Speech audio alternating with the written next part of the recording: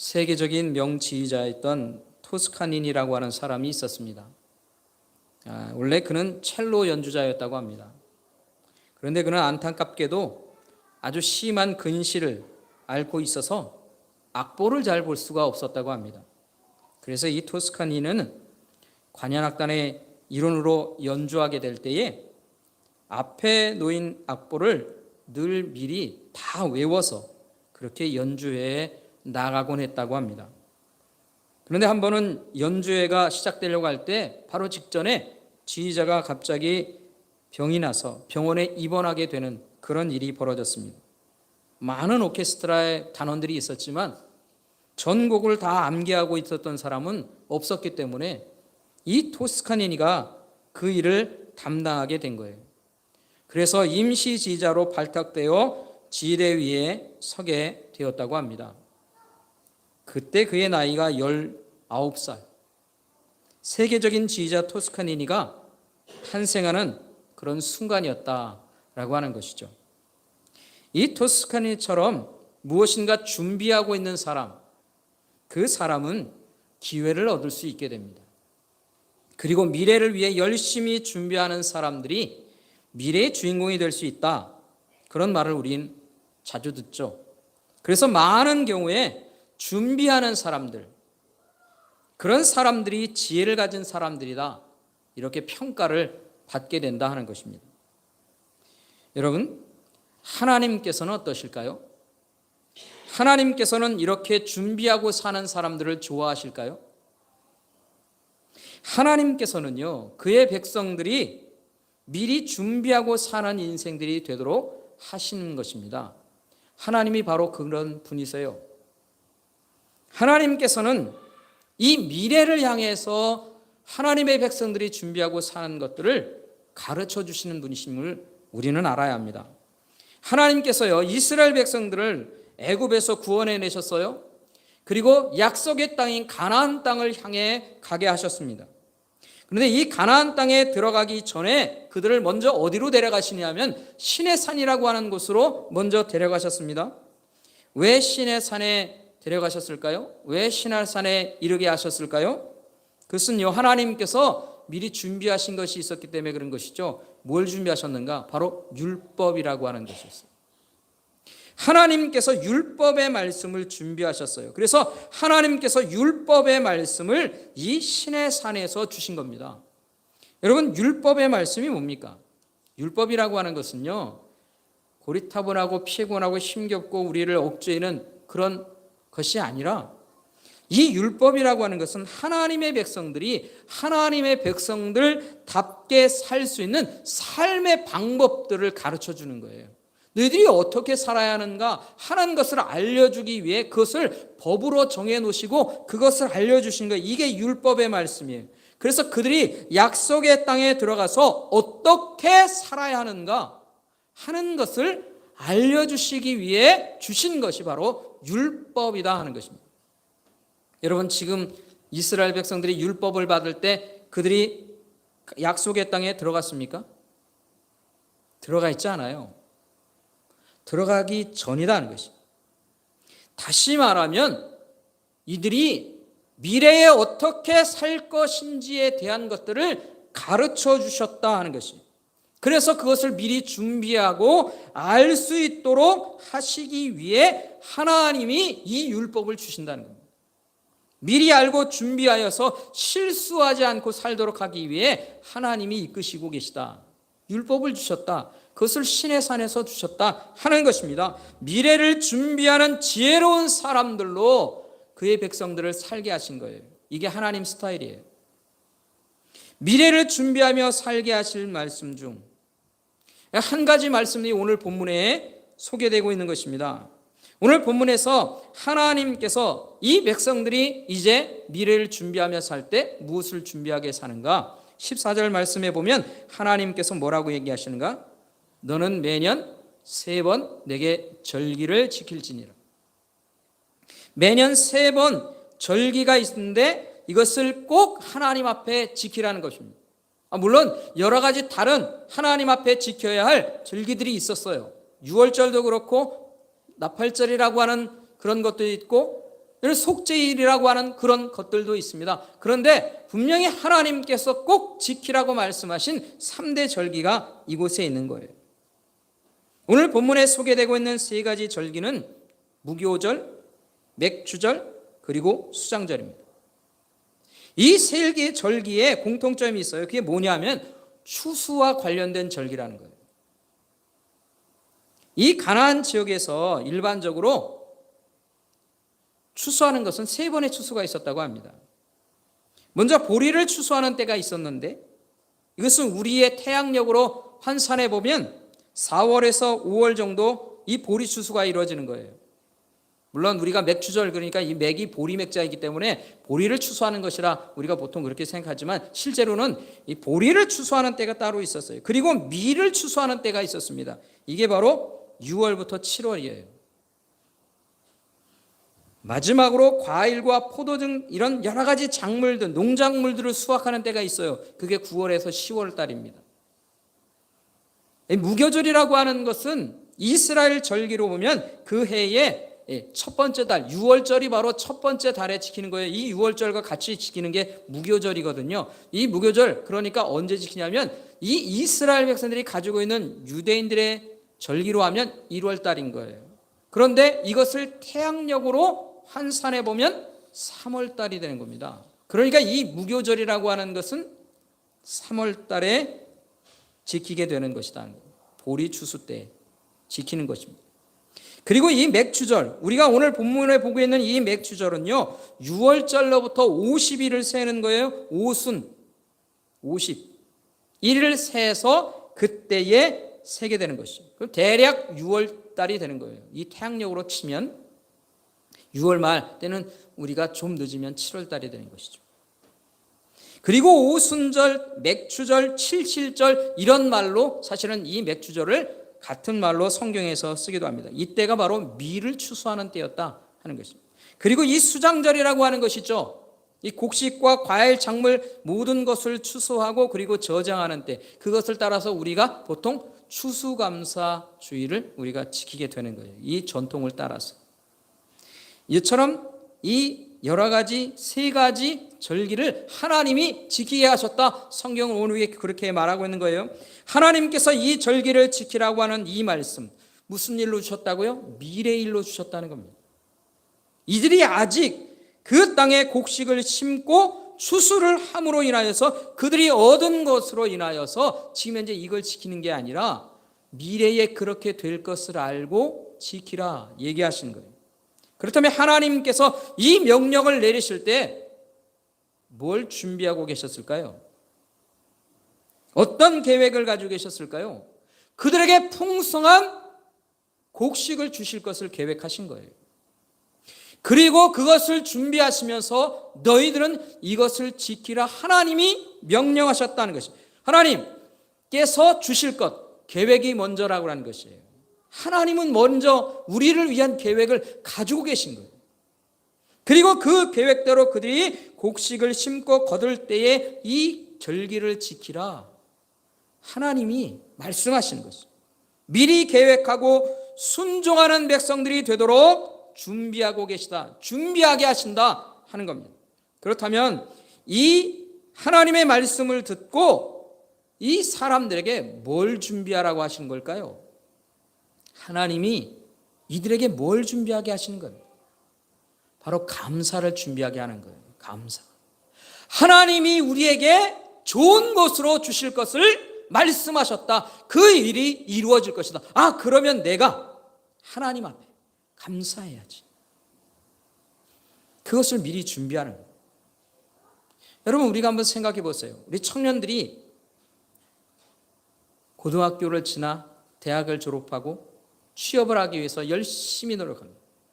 그런데 하나님께서 우리에게, 그 청년에게 참으로 좋은 직장을 주실 것이다.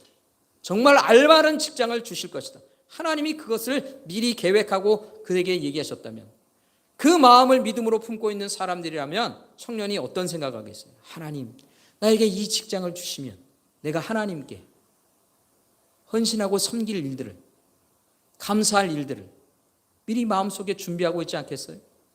그런 것과 같은 거예요. 하나님이 계획하시고 그들에게 마음의 감사를 미리 준비하게 하시기 위해 이 말씀을 주고 계시다는 것입니다. 하나님께서는요, 하나님의 백성들이 감사의 마음을 가진 영혼들이 되게 하시길 원하십니다. 그래서 1년에 3번은 꼭 감사의 마음을 가지고 하나님 앞에 서는 영혼들이 되게 하신 겁니다. 사랑하는 성도 여러분, 하나님의 백성들이 하나님 앞에 살면서 잊지 말아야 하는 것은요, 바로 감사예요. 감사. 처음부터 끝까지 우리는요, 하나님의 은혜로 사는 사람들입니다. 우리가 구원받은 것도 하나님의 은혜로 구원받은 거예요. 우리가 저 천국에 이르러 하나님 품에 안에 안길 때까지도 우리는 하나님의 은혜 안에 살게 될 거예요. 제가 지난주 오후에 여러분들에게 말씀드린 것처럼 우리가 때로 늙어 병들거나 우리의 지력이 떨어지고 우리가 치매에 걸리는 그런 일이 있을 때, 그럴 때에도 우리가 하나님 앞에 온전한 믿음의 신앙을 고백하지 못할 때에도 누가 붙들어 가신다고요? 하나님이 우리의 손을 붙들고 가실 거잖아요. 은혜 안에 사는 겁니다. 그러니까 끝까지 우리는 하나님의 은혜 속에서만 사는 거예요. 그 은혜를 입는 사람들은 감사함으로 살아가야 되는 거예요. 그러니까 우리의 신학의 처음부터 끝까지는 감사의 마음이 떠날 수가 없는 거예요. 그게 하나님을 아는 하나님의 백성들의 삶이다 하는 것입니다. 하나님께 받은 것들을 우리는 감사로 표현하며 살 수 있어야 하는 거예요. 그래서 하나님께서 그 백성들에게 먼저 뭘 가르치신 거예요? 감사를 가르치는 거예요. 감사. 내게 주어졌고 내가 누리기 때문에 감사를 하는 것이 아니라 그것을 누리기 그 이전부터 하나님은 우리에게 감사의 마음을 가지고 살게 하신다 하는 것이에요. 왜? 하나님이 계획하셨으니까. 계획하신 하나님이 안 주실까요? 째째하신 분입니까? 모든 것을 가능하게 하시는 분이 하나님이세요. 왜? 이 땅의 주인이시거든요. 해와 달과 별과 모든 천체의 모든 것들을 움직이시면서 이 지구상에 존재하는 모든 생물들을요 키우시는 분이 하나님이세요. 그 하나님 앞에 뭐가 불가능하겠습니까? 다 가능한 거죠. 그러니까 하나님께서 그들에게 먹이실 계획들을 다 세우셨기 때문에 감사로 미리 준비하고 사는 거예요. 이게 하나님의 백성들이 살아가는 삶의 방법이라는 것입니다. 오늘 우리가 이 맥주감사주의를 지키면서 감사의 마음으로 하나님 앞에 서는 저와 여러분 될 수 있기를 간절히 소원합니다. 그런데 우리가 때때로 이 맥주감사주의를 지키면서 이런 생각을 하는 때가 있어요. 아니 이거 이스라엘 백성들이 지키라고 하는 절기 아닙니까? 우리하고 맞지도 않는. 아니 우리가 밀농사합니까? 우리는 쌀농사합니다. 우리하고 상관없는 일 아닙니까? 아니 우리가 지금 농경사회에 살고 있습니까? 아니 농촌에서나 지키면 되죠. 우리는 도시에 살고 있는 거 아닙니까? 우리하고 아무 상관없어요. 그래서 이 추수감사주일이나 맥주감사주일이요 도시에 있는 우리에게는요 별로 의미가 없는 절기 같아요. 그래서 의무를 갖는 거죠. 우리 꼭 이거 지켜야 됩니까, 목사님? 도시에 사는 우리가? 예, 우리가 맥주감사주의를 지키면서 그럴 수 있어요. 내가 직접 밀을 추수한 것도 아니기 때문에 그 감사의 마음을 직접 느끼지 못하는 거죠. 이 보리 추수나 또는 쌀 농사나 이런 것들을 직접 하신 분들은 이게 얼마나 수확의 기쁨과 감사가 있는지를 정말 잘 아실 거예요. 근데 저도 한 번도 농사를 안 지어봤기 때문에 이 농사의 기쁨이 무엇인지를 잘 모릅니다. 내가 직접 경험하지 않았기 때문에 이런 절기를 지키는 것이 무슨 의미가 있는가? 우리는 그런 생각을 하게 될 때가 있을 거예요. 그런데 여러분, 내가 직접 경험하지 않은 일이라 할지라도 우리가 이 절기를 기념할 때가 있어요. 기념해야 하는 때가 있다는 것입니다. 왜 그렇습니까? 이 절기에 담긴 정신이 있기 때문에 그런 거예요. 정신이에요, 정신. 정신을 공유하는 겁니다. 그 정신을 내가 소유하는 거예요. 내가 직접 경험하지 못한다 할지라도 내가 그 정신을 내 마음속에 담는 거예요, 여러분. 여러분 이렇게 한번 생각해 보세요. 우리가 국경일을 지키고 삽니다. 우리나라의 국민으로서 국경일을 지키며 살죠. 가까이 있는 국경일 중에 대표적인 것 8.15 광복절입니다. 일본 제국주의 시대의 식문지에서 해방된 날을 우리가 기념하는 거예요. 해방의 기쁨과 감격을 다시 상기시키면서 우리가 누리게 된 이 자유, 우리가 빼앗겨서는 안 되고 그것을 위해 노력했던 순국 선열들을 위해서 우리가 경외심을 표하면서 우리가 그것을 국경일로 지키며 사는 거예요. 그렇죠? 그런데 우리 중에서 이 해방의 기쁨을 직접 경험하신 분들, 그날의 기억을 가지신 분들 계실 겁니다. 우리 이영임 권사님은 그 기억이 있으실 거예요. 우리 정명환 집사님도 그런 기억이 있으신가요? 해방의 기쁨을 누리셨던 그 감격이 있으십니까? 예, 우리 지금 말씀드린 분들은 그것을 직접 경험하셨던 분들이라고 말할 수도 있을 거예요. 그런데 여러분, 더 많은 사람들이 사실은 그 감격을 경험한 적이 없어요. 그렇습니까? 안 그렇습니까? 우리 중에서 그것을 직접 경험했기 때문에 그 광복절을 기억하면서 그것을 지키는 사람이 훨씬 더 적다는 것이죠. 그럼에도 불구하고 우리가 이 광복절을 기념하며 지키는 이유가 뭡니까? 독립과 광복에 대한 그 정신을 우리가 기억하며 지키며 살기 위해 하는 거예요. 마찬가지입니다. 이 절기도 그런 것이죠. 우리가 맥추감사주의를 지키면서 내가 직접 밀을 추수하는, 수확하는 그 기쁨을 내가 직접 경험하지 못하지만 이 안에 담긴 하나님의 마음, 그 정신을 우리가 소유하는 거예요. 무엇입니까? 감사라는 거예요. 이 감사의 일들을, 하나님이 우리에게 주시는 은혜의 일들을 우리가 기억하며 지킨다는 것입니다. 특별히 신약시대는, 이 구약시대에는 맥추감사주일, 맥추절, 이것을 절기로 지켰지만 구약에서는, 그런데 신약에서는요, 이것을 좀 더 오순절이라고 하는 절기로 사실은 더 많이 기억하고 지켰어요. 오순절 어떤 의미가 있습니까? 신약교회에서는 이 오순절이 참 큰 의미가 있죠. 예수님께서 십자가를 지신 때가 6월절이었어요. 이 6월절을 지나 50일이 되는 때, 50일 바로 다음 50일 날, 그 날이 바로 오순절에 성령 강림 사건이 일어나죠. 이 성령 강림 사건으로 인하여서 무슨 시대가 시작됐다고 말씀드렸습니까? 성령의 시대예요. 새로운 교회의 시대. 물론 구약의 성도들을 교회 공동체라고 일컫는 신학자들도 있습니다. 그러나 많은 분들은 이 신약의 교회가 새로운 교회 시대를 열었다, 이렇게 평가하는 분들도 계시죠. 그래서 이 오순절이라고 하는 것은 교회 시대의 시작, 교회의 생일, 이렇게 말하는 사람들도 있고, 이 신약 시대에서는 이 오순절을 성령 강림 주일로 그렇게 지키는 경우도 있어요.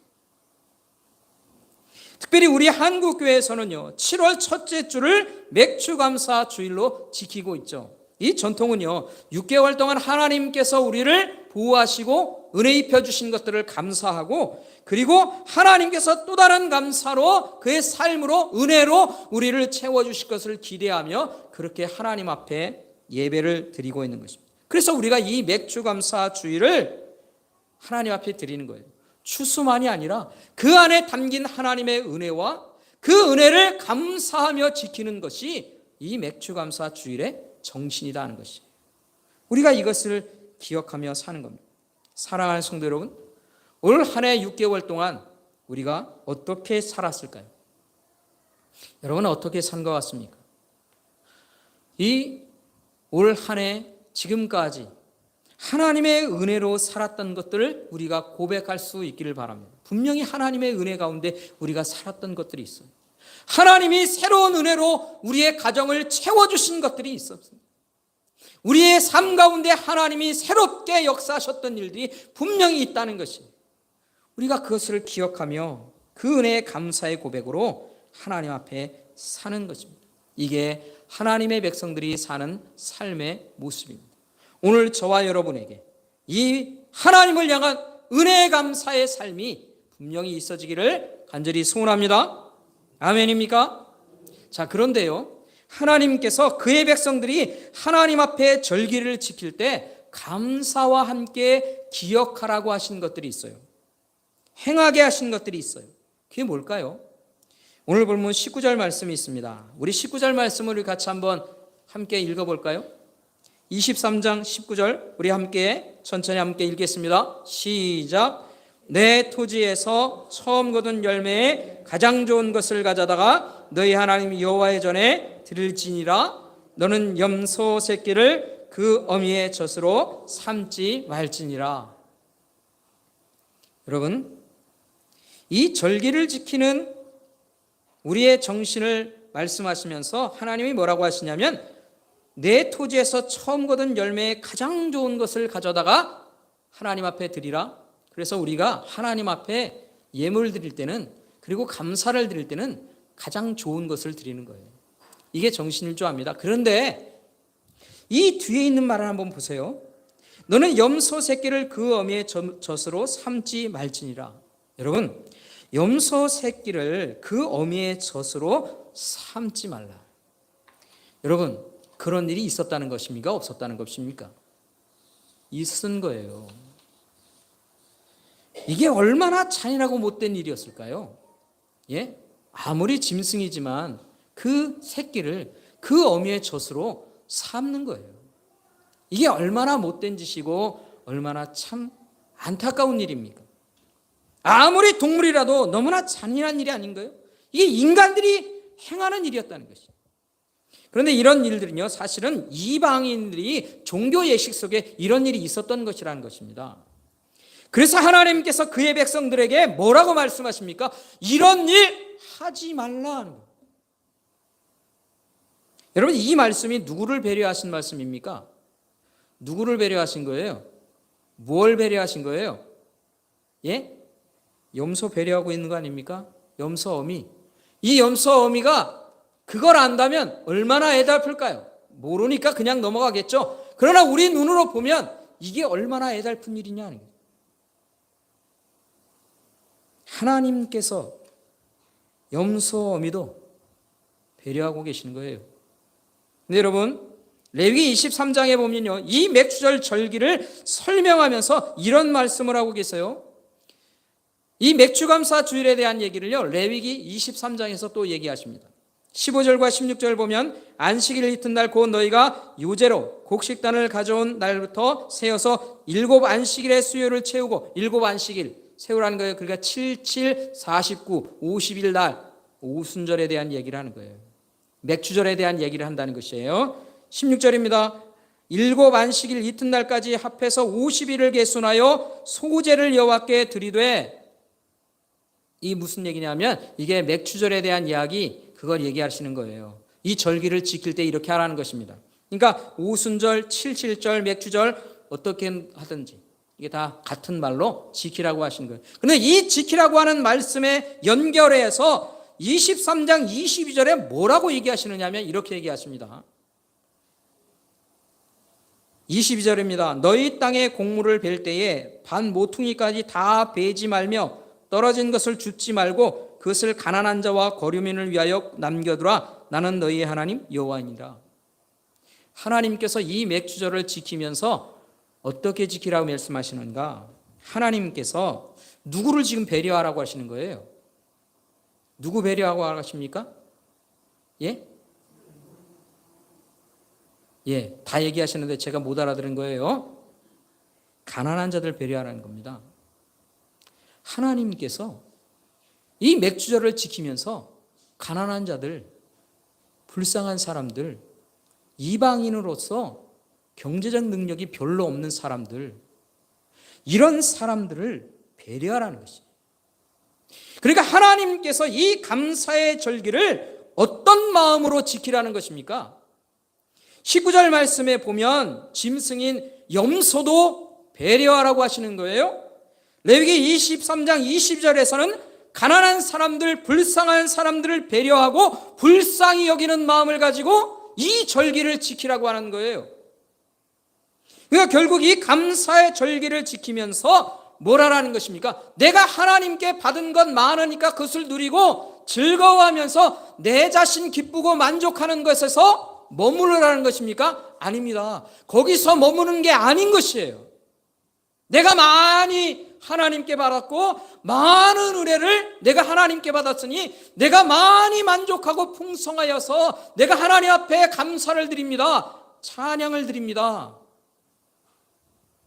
그것에서 머무는 게 아니라는 거예요. 하나님의 백성들은 내가 잘됐기 때문에 그것을 감사하고 끝. 또다시 하나님께서 내가 감사 많이 드렸으니까, 감사헌금 많이 드렸으니까 하나님이 다음에 또 더 많은 것으로 내게 주실 거야. 그것만을 가지고 감사의 제사를, 감사의 예배를 드렸다고 만족하지 말라는 거예요. 하나님께서 이 감사를 어떤 마음으로 이웃도 짐승도 불쌍히 여기며 배려하는 마음을 가지고 살라는 거예요. 내가 누리는 것에 만족하지 말고 못 누리고 있는 사람들도 살피라는 거예요. 내가 불쌍히 여겨야 할 짐승들조차도 불쌍히 여기며 살라는 거예요. 여러분, 이게 누구 마음인 것 같습니까? 하나님 마음이에요, 여러분. 이게 하나님의 마음이에요. 이런 하나님의 마음을 품고 사는 자들이 되라는 것이에요. 그러니까 하나님께서 그의 백성들에게 땅을 주시고 그 땅에서 기름진 것들로 채워가면서 나 잘 채웠고 나 많이 거뒀으니 내가 만족하고 내가 즐거워하고 내게 채워진 것, 내 가족들이 풍성한 것, 그것에 만족하며 살라는 게 아니에요. 돌아보라는 거예요. 돌아보라는 거예요. 더 넓고 더 풍성한 마음으로 채워지라는 거예요. 여러분, 내가 먹고 쓸 것이 풍성하게 남아 있다면 또다시 내가 풍성하게 더 많이 먹고 누릴 것을 생각하는 게 아니라 못 누리고 사는 사람들을 살필 줄 알아야 된다는 거예요. 이게 하나님 마음 닮은 사람입니다. 이게 하나님의 백성들이 사는 방법이에요. 우리는 때로 감사의 예배를 드리며 감사절을 지키며 우리만의 즐거움과 우리만의 하나님 앞에 드리는 은혜들을 기뻐하며 살았는지 모릅니다.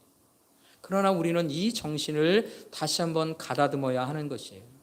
하나님의 백성들답게 사는 이 삶을 우리 다시 가다듬어야 할 줄 믿습니다. 아멘 소리가 이렇게 작습니까? 깊이 느끼셨군요. 감사를. 제가 깊이 깨달으면 저도 말이 좀 줄어들어요. 여러분들이 제 스타일로 닮아가시는 것 같아요. 제가 다 이해합니다. 이심전심. 점심이 맛있을 줄 믿습니다. 사랑하는 성도 여러분, 오늘 우리가 이 맥주감사절을 지내면서 하나님이 내게 베풀어 주신 그 은혜들을 온전히 감사할 수 있는 우리가 되길 간절히 바랍니다. 온전한 감사를 드릴 수 있어야 돼요. 이것에서 빠지지 마세요. 그래서 우리는 미리 제가 주보에 헌금도 다 끼워드리죠. 이 참 고리타분 한 목사 같아요. 그게 아니라 미리 준비하는 거예요. 미리 세보는 거예요. 하나님이 내게 주신 은혜들을 미리 세보는 거예요. 그리고 준비하는 거예요. 그래서 하나님 앞에 드리는 거예요. 여러분, 하나님은 물질을 좋아하는 게 아니라니까요. 예물을 준비하는 것을 좋아하는 거예요. 그 정신을 담아 하나님께 드리는 것을 기뻐하는 거예요. 그러니까 미리 준비하라고 하는 거예요. 다시 말씀드리지만 준비하는 자가 지혜로운 자예요. 준비하는 자가 놓치지 않는 거예요. 준비하며 우리가 하나님 앞에 살아가길 바랍니다. 올 한 해 지금까지 하나님이 베풀어 주신 은혜들을 감사로 고백하며 그렇게 살아가는 우리가 되길 간절히 소원합니다. 감사드리는 일을 잊지 마십시오. 하나님의 사람답게 사는 겁니다. 그러면서 우리가 이 감사의 은혜를 하나님 앞에 고백하면서도 내가 도와야 될 이웃, 내가 배려해야 될 사람들, 내가 섬기며 그렇게 살아야 할 사람들 마음속에서 놓지 마십시오. 그래서 우리 박흥진 선생님은요, 사실은 벌써 오늘 그 정신을 다 담아서 점심을 준비하신 거예요. 여러분들을 섬기고자 하는 거예요. 감사의 이 예배를 제대로 준비하신 거죠. 이게 잘 맞은 거예요. 오늘 감사하는 마음으로 우리가 식사하면 좋겠습니다. 오늘 점심 맛있을 것 같습니다. 여러분, 우리가 이렇게 살아가길 바랍니다. 이건 삶의 방법이에요. 하나님을 닮은 삶의 방법. 그것을 놓치지 않고 사는 저와 여러분의 인생 되길 간절히 소원합니다. 그래서 하나님의 스타일로 사는 우리의 인생이 오직 하나님께만 온전히 드려지고 영광을 돌리는 우리 삶이 되길 주님의 이름으로 축원합니다.